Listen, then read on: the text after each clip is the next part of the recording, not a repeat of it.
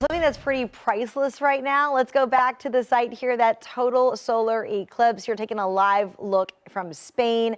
Now, the eclipse just passed its maximum where the moon was kind of completely covering the sun there. This is a live look from Spain where it is just really dark at this point. The moon at one point was completely blocking out the sun, casting a shadow there on Earth. We're going to bring you, of course, another look throughout the day, and also, hear from some of the folks who got to witness this site there in Europe in our later newscast. But let's get a check of maybe the site that we're going to see here at home. We might see a meteor shower later on tonight. The conditions actually might be pretty conducive, Derek, to be able to see that. Yeah, I was going to say, Randy, even though we may not have the solar eclipse here locally for southeast Louisiana, we are expecting a show of our own, especially tonight where we have that meteor shower taking place, and it's going to peak here beginning at midnight tonight and really just go into early tomorrow morning. So make sure to get into a nice dark location so that way you're able to see it. The weather should cooperate too, only a few clouds, and that's about it. Behind me is the LCMC tower camera showing some cloudy conditions out there right now, and that's all thanks to some scattered showers that we're seeing on WDSU First Warning Doppler weather radar. Starting for you down in Lower Plaquemines Parish, a little bit of a thunder shower out there just off the coast there of Bouffville. And as we move the map a little bit farther towards the west to include the bayou parishes, we're also watching some scattered downpours in some locations,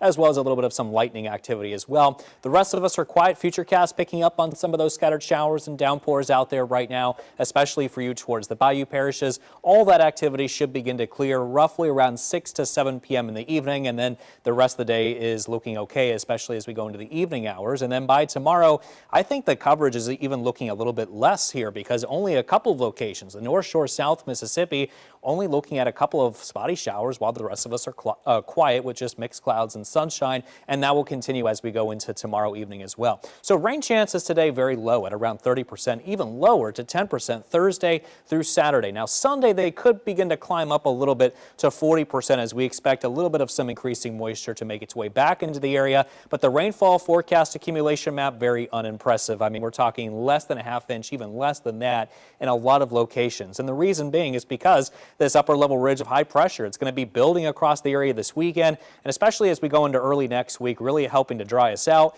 and also really helping to heat up the temperatures and feel like temperatures over the coming days. In fact, near record high temperatures are a possibility, especially going into days like Sunday and through early next week into Monday and Tuesday. All right, the tropics are definitely heating up. We do have a system here. This is Tropical Storm Cristobal. You're going to have to excuse the banner up there. We'll have to fix that. But this is the newest update from the National Hurricane Center, moving towards the northeast, and it will continue to race very quickly on out to sea while weakening down to a remnant tropical depression, even lower than that as we go into tomorrow.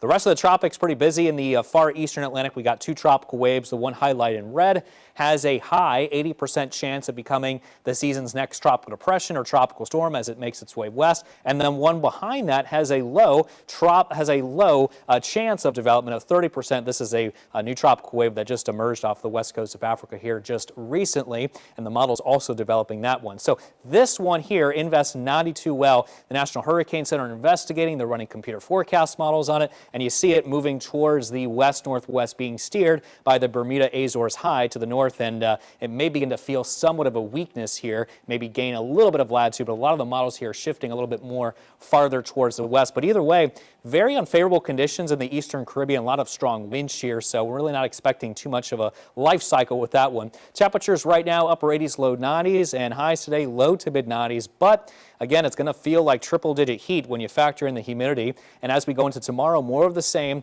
Feel like temperatures well in the triple digits, and brand new heat advisory just issued for tomorrow from 11 a.m. to 8 p.m.